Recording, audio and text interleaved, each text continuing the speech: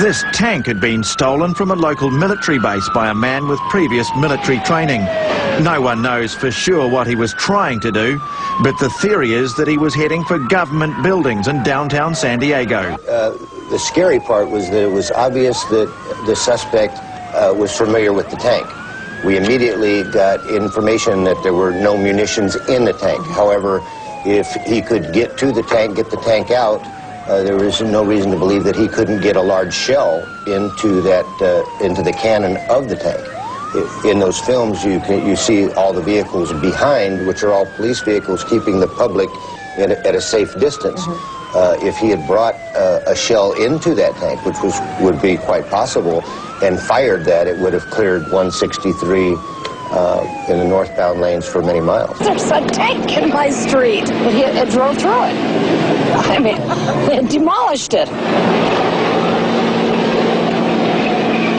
It was my van. Yeah, he pushed it all the way down here. He wanted to do it. He saw it in his eyes. He was having a good time, so.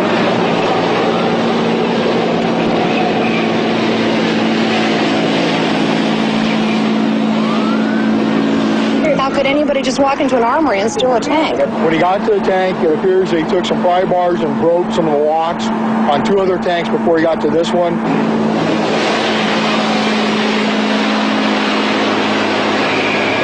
Put a tanker bar. We can stop it with a tanker bar. The police weigh up their options. One was to enter the compartment not knowing if the individual was armed. 2, they could have used gas. They thought about it, they decided not to.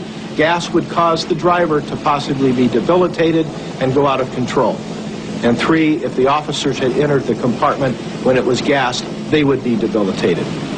The next decision was, should we use lethal force? The officers decided yes, and that's exactly what they did. The officer somehow got the hatch open and ordered the driver to stop. They were afraid that he would get the tank off the barrier at any moment. He resisted and was shot dead.